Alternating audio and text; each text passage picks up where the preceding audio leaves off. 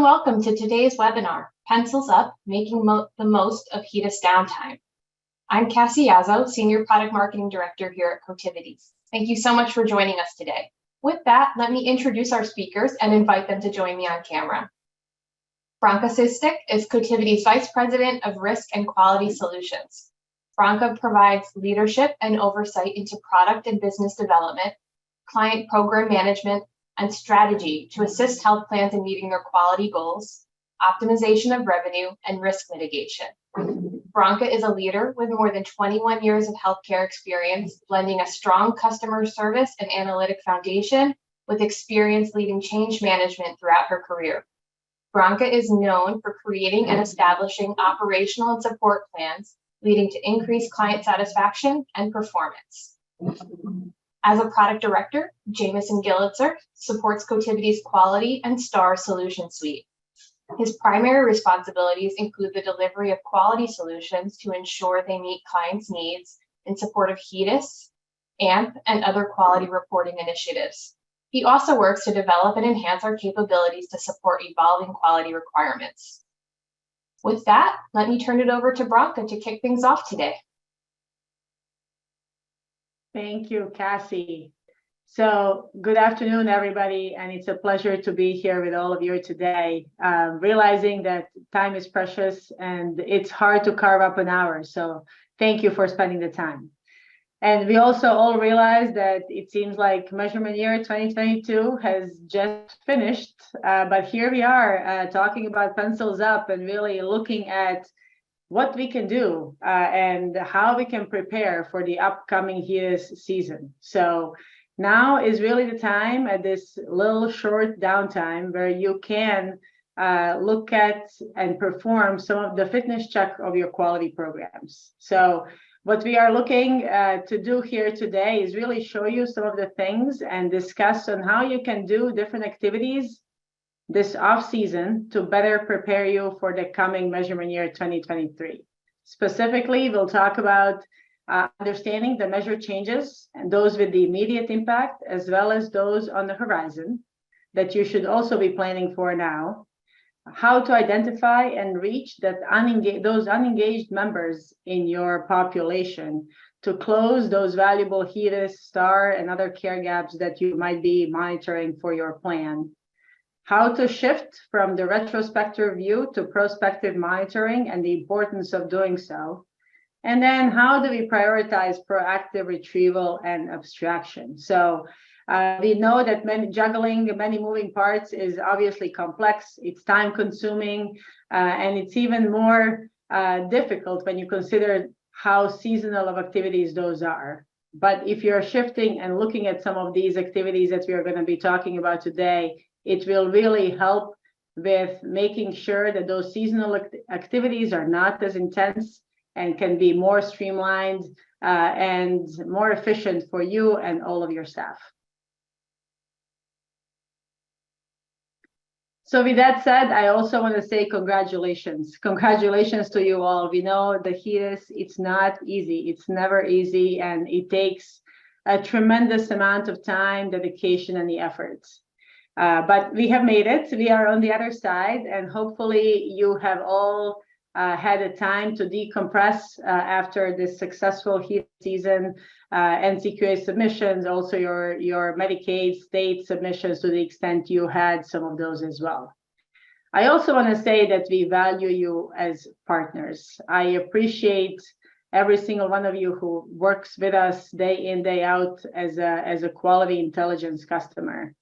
I think that we all hear a lot of times the HEDIS acronym and what it stands for. Different people say it stands for different things, but I am here to say that as we are personally, as I am getting older and evident by some more gray strands in my hair, we are recognizing, and I'm recognizing the importance of the work that all of you are doing. Recognizing and implementing some of the strategies to improve the care, the health of care for your population really impacts all of us, our family members, and our communities. And that's not an easy task. While at times it seems mundane and repetitive and difficult, it really does change the lives of our loved ones. And for that, I will say thank you for all the work that you are doing to help do exactly that, which is improve the health of our populations, our family, our loved ones, and our communities. So I appreciate all of you and all of the work that you are doing alongside us. Some of the highlights for measurement year 2023 from Cotiviti perspective. Again, we have had 100% successful NCQA submissions for our clients. So this is a testament to all of the work that you are doing. Again, hard work that goes in, day out to ensure that you are all successful in the work that you are doing while accomplishing the goals of improving the healthcare for our community. Another item that we at Cotiviti are incredibly proud of is the increase of 8 percentage points in year-over-year overall score for the class survey, class ratings. For those of you who are familiar with the process, I mean, they collect feedback anonymously from all of the different plans out there and post it as a public information, whether the comments are positive or negative. But here at Cotiviti, we take their feedback, your feedback, incredibly seriously. And improvement is in direct correlation with all of the feedback you all have been providing that has led to us implementing strategies to improve that score and to get better year over year. So it just goes back to the point that we are listening to all of you as to what you have to say and how we can improve overall to ultimately help you drive better outcomes for your own organizations. We have also had highlighted here greater than 90% average retrieval rate over the past 7 years. And also greater than 95% abstraction accuracy. This is another metric that we are very proud of. We also recognize that for retrieval, this particular year has been a little bit more challenging than the others. So we appreciate your partnership in getting us and working with us as we have made outreaches to your provider community in order to obtain the records for the abstraction, but it has not been an easy one, and it has not been since the COVID started at this point. So another one where a lot of work has gone into this, but a lot of work and your partnership has really allowed us to achieve some very impressive scores in the area.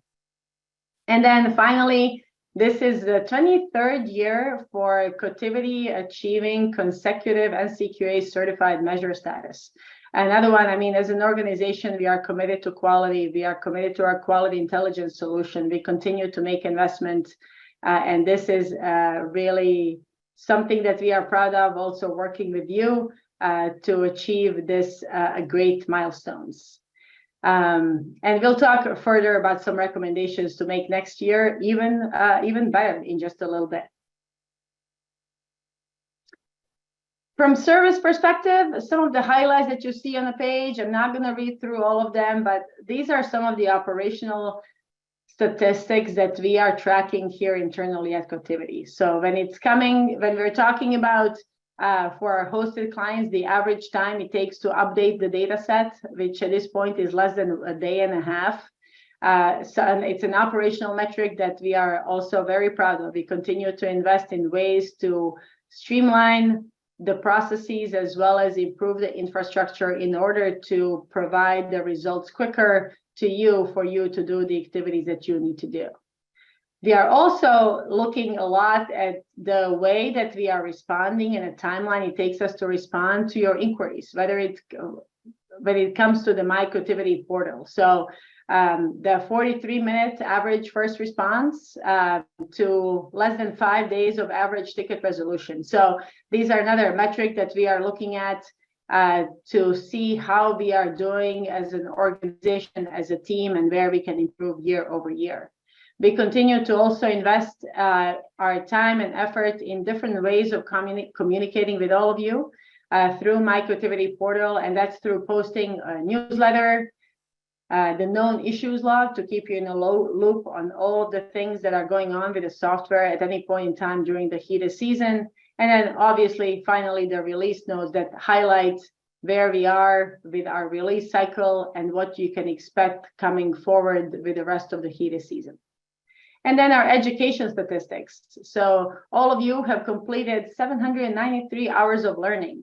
Another testament to the work that our training team has been doing in creating the learning necessary for all of you to be able to keep up with the changes in the software and with the ways that you can help your users get up to speed on using our solution. So just highlighting the 3 of the most completed courses here, which are really the level 200 and above.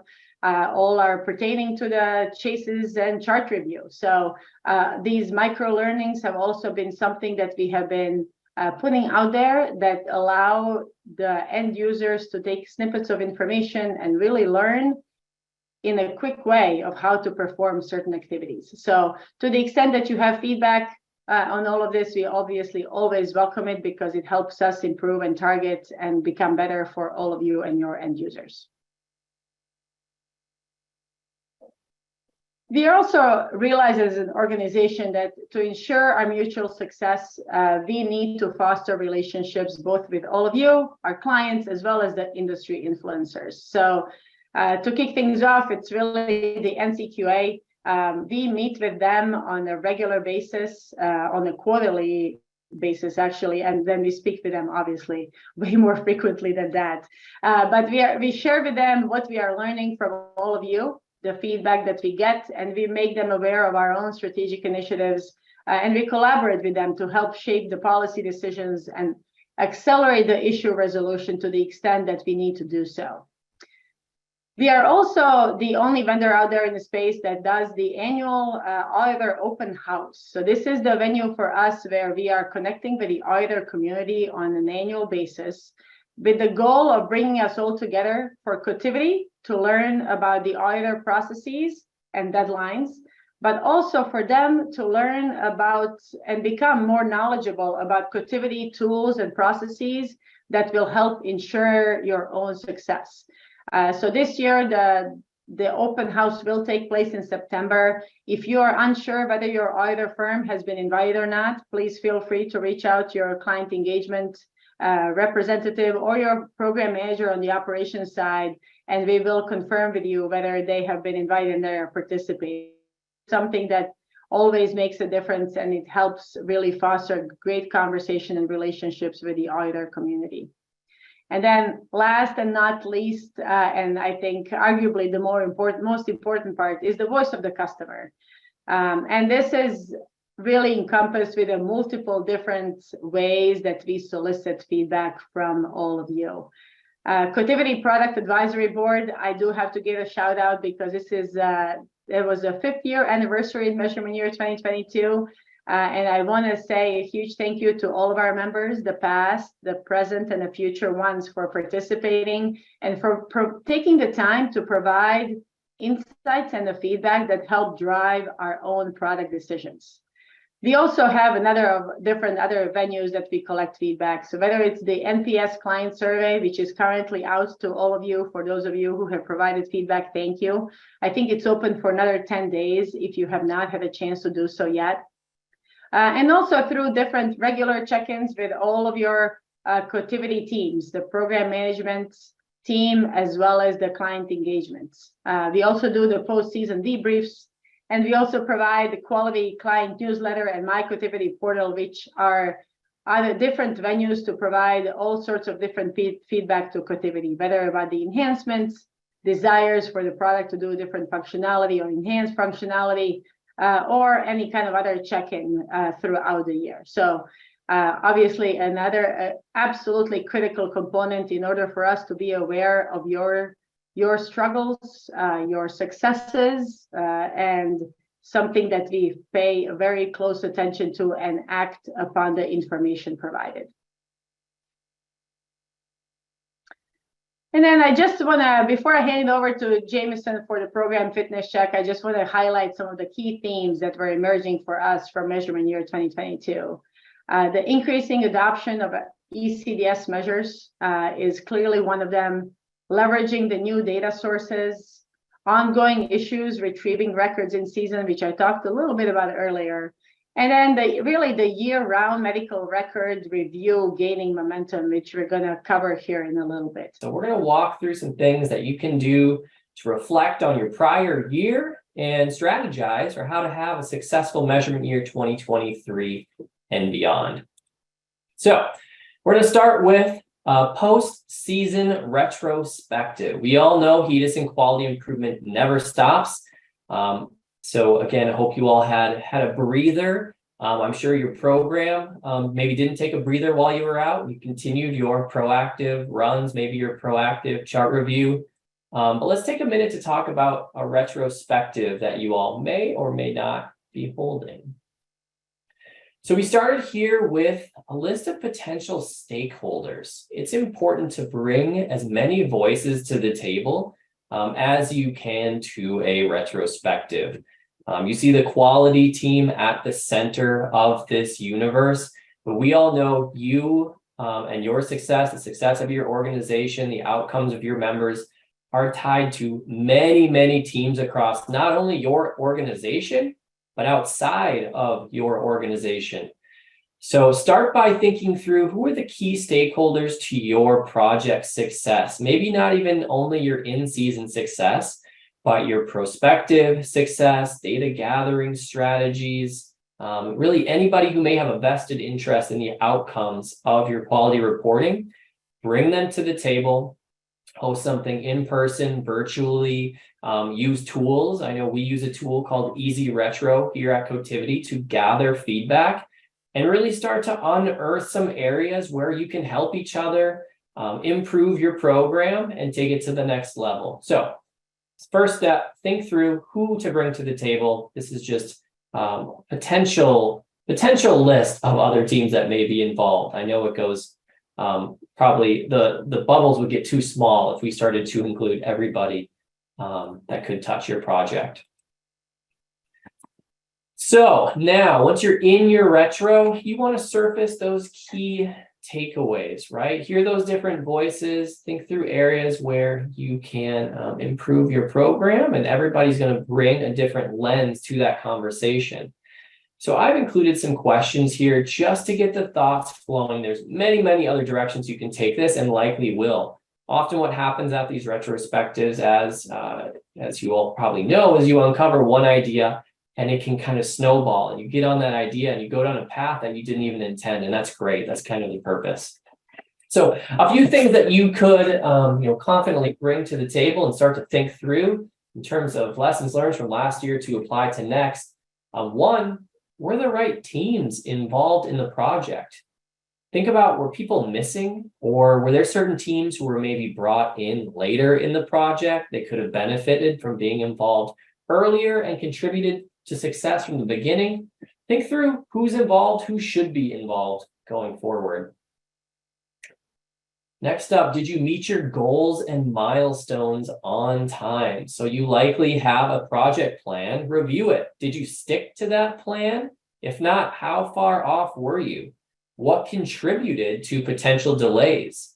Are there any things you could, delays you had last year that you could attempt to mitigate in advance of next year?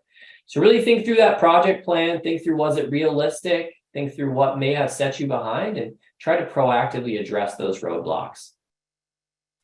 Analyze your chase effectiveness. So Bronca mentioned earlier that in the COVID world or post-COVID world, there's been kind of industry-wide difficulty retrieving records. So it's important that you're targeting the right providers through your chase logic to kind of streamline those medical record acquisition activities. So Quality Reporter, our solution here at Cotiviti, has a chase effectiveness report, which helps you understand how effective your chase logics were at returning medical records that ultimately included data that was used in the compliance calculation. So you can use data like this to start to refine your chase logics. Maybe you reorder them, you swap some out, you create some that are custom to help you better target those records, reduce provider abrasion, and hopefully increase the likelihood you'll retrieve a medical record in season in a timely manner. Give feedback to your vendor and auditor. This one, of course, I have a vested interest in. On a previous slide, Veronica mentioned multiple ways to give feedback to us. So it's important, regardless of who you're working with, share your feedback. Through whatever avenues they have available, share your feedback. That's the only way we can get better together. And that goes for us, your auditors, maybe some third parties, NCQA, participate in their public comment, give feedback to state agencies, state Medicaid measures, anyone who influences your project. Make sure to get feedback back to them if it's important to you all. Last but not least, identify providers who are tricky to retrieve records from and devise a strategy to engage them. So again, this kind of sticks to that theme around retrieval, but think through again on your project, where were those sticky wheels? Where and how can you kind of alleviate maybe some of the burden that's put on to a provider office or set of providers when retrieving records? Maybe you could use a third party to retrieve those records. Maybe you could send people on site.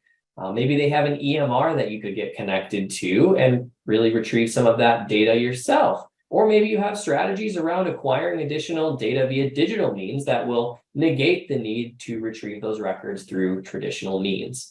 So it is important to start to identify proactively maybe where there's a trend in maybe year over year difficulty getting charts, and devise a strategy for how you can be successful. Now, we've talked about a retro looking at last year. Let's look forward now. We have measurement year 2023 right on the horizon. So let's talk through some of the confirmed changes for measurement year 2023 that you all can expect. So these are a bit more granular. This is meant to give you an understanding of some of the areas that we picked out as notable, as important, or things that we heard from you all that are on the top of your mind as we start to look and dig into the requirements for next year. So we're going to start with race and ethnicity stratifications. NCQA has made significant changes to the reporting of race and ethnicity stratifications for measurement year 2023. Organizations are now required to utilize value sets and direct reference codes from two code systems. You see here, race and ethnicity CDC, as well as HL7 version 3 null flavor. NCQA has two levels of specificity provided for the race and ethnicity information. Plans may choose to report the race and ethnicity of each member at either a category level using the direct reference codes, or at a more specific level using the detailed race and ethnicity value sets. So you see over on the right, we highly recommend that you complete thorough testing of your race ethnicity data mapping and the corresponding results during your test run. So if you aren't doing a test run, you really should be. Every fall leading up to your project, test your data mapping and make sure the output aligns with what you expect. So this will be very important with these updates to race and ethnicity stratifications, as per the NCQA sampling requirements, the eligible population of sampled measures is frozen at the time a sample is taken. So this also includes a member's race and ethnicity data loaded at that time. So it's critical that that data is accurate before you get into your production sampling, so we don't run into issues and have to make updates. So this best practice will allow you to have more confidence in your data and hopefully alleviates any risk of IDSS errors you may see down the road due to mismatches in race ethnicity counts at submission time. The lower left, more information you can find, of course, in the volume 2, General Guideline 31 relates to race and ethnicity stratifications, as well as the volume 2 value sets themselves, where you can see the codes that will be used to map members into these stratifications. Next up, some notable updates for both retired and added measures. So starting with retired, optional exclusions. All remaining optional exclusions have been converted to required exclusions. So for sampled hybrid measures, all measure-specific exclusions found during abstraction will be bucketed as valid data errors. The cross-cutting exclusion for members who died in the measurement year will now be a required exclusion across all applicable measures. Breast cancer screening, BCS, NCQA completed the retirement of the administrative version of the BCS measure, making it the first measure to complete the transition to ECDS as the only reporting method. So we'll talk a bit more about this in some subsequent slides as NCQA starts to accelerate that push toward our digital future and maybe how you think about that going forward. Definitely a big change here for BCS, a STAR measure, transitioning to ECDS only. Moving on to additions, the Social Needs Screening and Intervention, or SNSE measure, the new measure supporting the evaluation of health equity, which is to be reported for all 4 product lines. It's the first HEDIS measure to utilize LOINC answer codes, which are LOINC codes that are prefaced with LA. To be able to accurately report this measure, you must collect and load screening instrument questions and answers. So while depression-related measures have used screening instrument summed results, such as PHQ-9 scores, this is the first time that specific instrument questions and answers have been used to support measure calculation. So how is Cotiviti addressing this? One way is we've enhanced our CCD file ingestion process for this upcoming measurement year 2023 to pull in those LOINC answer codes from the XML files themselves, if they're available, in support of reporting this measure. Last but not least, 2 new Medicaid dental measures. NCQA retired the annual dental visit, the ADV measure, in favor of 2 new measures: topical fluoride for children, or TFC, as well as oral evaluation dental services, OED. Both measures allow for members which only have a dental benefit and not a medical benefit to be reported in the results. Additionally, OED reintroduces the concept of a provider taxonomy value set to determine dental providers, which is interesting. So NCQA used to use provider taxonomies for determining mental health providers, but retired that concept, and now they're bringing it back to determine dental providers for this measure. Some interesting changes here on the horizon. Now, a couple of slides related to STAR measures specifically. It changes to the STARS program. In April, CMS finalized some of their proposed changes that they hinted at during earlier announcements. These changes apply to the 2024 calendar year and are reflected in the 2026 STAR ratings. So for the codified changes, the KED measure will be included in STAR ratings. KED officially joins the rated STAR measures. This measure has been on display for the last couple of years and was finalized to be part of STAR ratings, starting with the next measurement year. Pharmacy measures, med adherence, and SUPD were updated to align with PQA, the Pharmacy Quality Alliance. Through the Universal Foundation Program, CMS plans to remove the continuous enrollment changes they applied to the adherence and SUPD measures. So some changes with continuous enrollment coming. Now, last and certainly not least, patient experience and complaints and access measures are going from a 4-weight to a 2-weight. This means these measures won't have such a large impact in your overall ratings, so plans will need to continue to focus on the clinical measures. I'll get to more about that in just a minute, but certainly a big drop for those patient experience and complaints measures. For the non-codified changes, we're still watching to see if the following changes do make it into the 2026 STAR ratings program. But at this point, we feel these changes will likely be moved out a year. These include 3 new Part D measures, the addition of the COA functional status assessment measure, the removal of guardrails for non-CAPS measures, currently cannot move those cut points greater than 5%, as well as hold harmless provision has not yet been finalized. So sticking on that STAR ratings theme, what we see here is a chart of the weights for the different subcategories here to calculate your STAR rating from 2023 to 2026. We see some major swings, specifically in CAPS. We just talked about going from a 4-weight to a 2-weight, but the drop was almost in half for the member experience portion of the STAR rating calculation. And we see increases in the HEDIS and pharmacy areas. So for HEDIS and pharmacy increases, there's been a lot of proposed measure additions.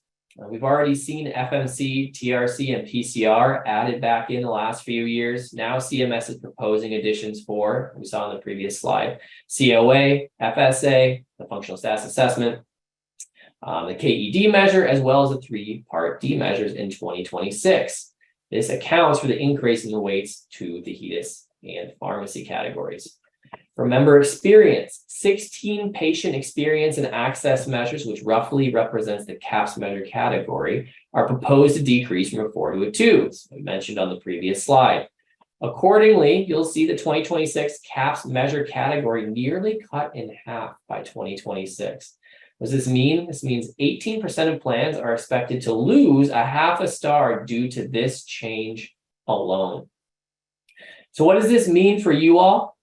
CMS is signaling a back to basics approach to measurement. There will be less focus on the qualitative survey measures and a greater focus on quantitative HEDIS and pharmacy measures. Many of you all have likely invested a lot of time and resources into those qualitative measures in the past several years, only to see their weight cut significantly here. So these changes can be potentially tough for you all to swallow. So in response, we all need to shift our focus so we're prepared for these changes. So get ready to get back to the basics here, focus more on those measure outputs and less on the qualitative going forward. I'm going to dive into some best practices for rate improvement from top performing plans. So Bronca mentioned this earlier. We've been lucky enough here at Cotiviti to be hosting our product advisory board for more than 5 years now. So what our product advisory board is it's a subset of our client base representing different service models, geography, size. We're trying to get a cross section of our client base to help us refine our solutions, understand where the market is headed, and make sure we're hitting the mark and everyone's set up for success. So we have roughly 10 plans that sit on our product advisory board at any given time. And at our last meeting at the end of June, we asked this group, what are the most impactful best practices that you employ to keep your quality programs on track? They gave us a ton of great insight. I'm not going to read through all of these quotes here, but you can see the themes highlighted in purple. Over and over, we heard proactive approaches, so always be looking forward. Supplemental data gathering came up multiple times as well as focusing on those most impactful measures, STAR measures or state Medicaid measures, anything that may be important to your organization's success, and do it on a frequent cadence.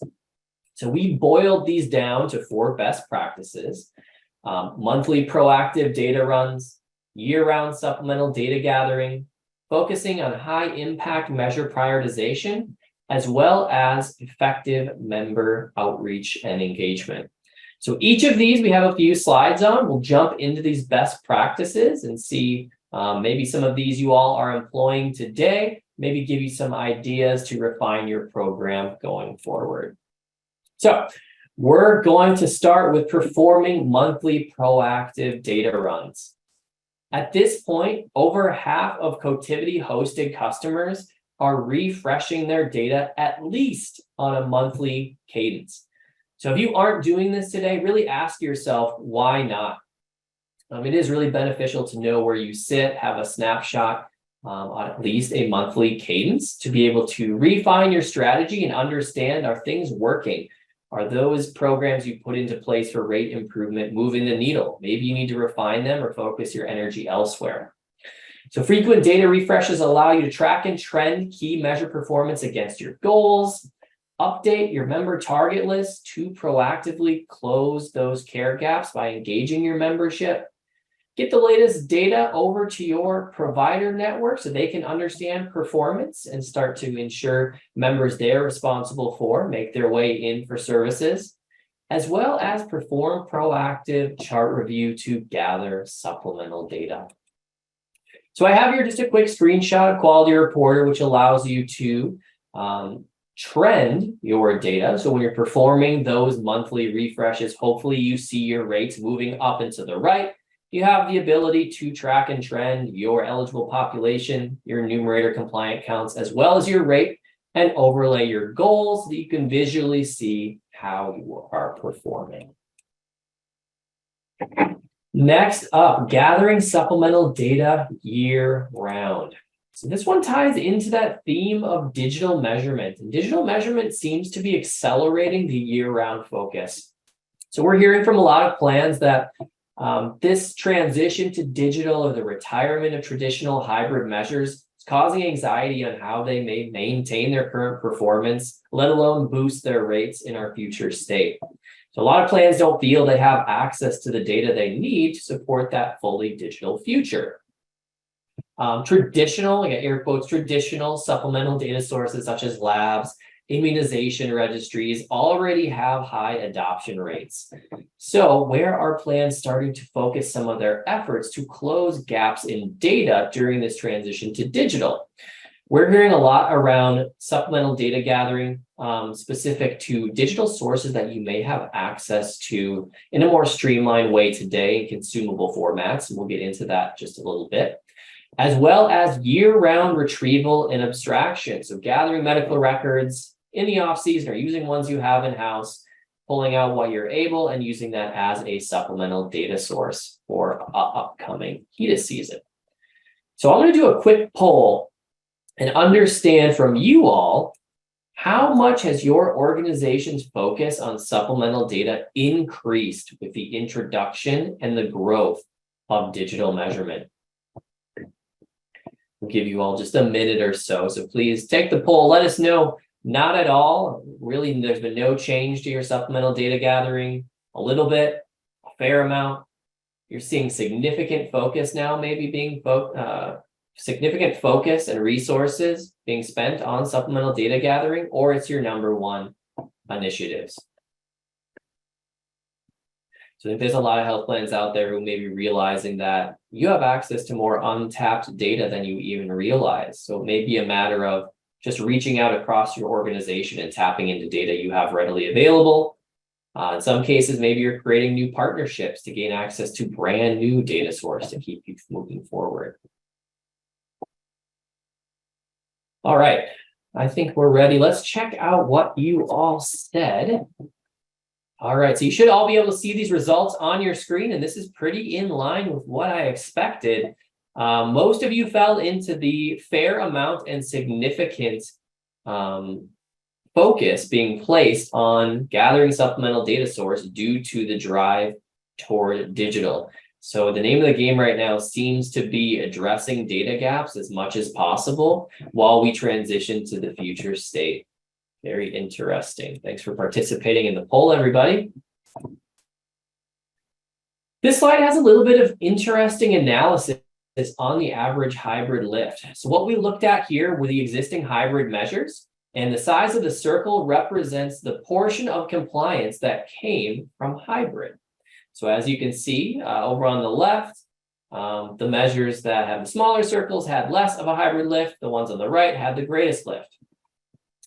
Outlined in pink are hybrid measures that are currently slated through NCQA's public comment to potentially have their hybrid component retired, be retired entirely, or transition to ECDS.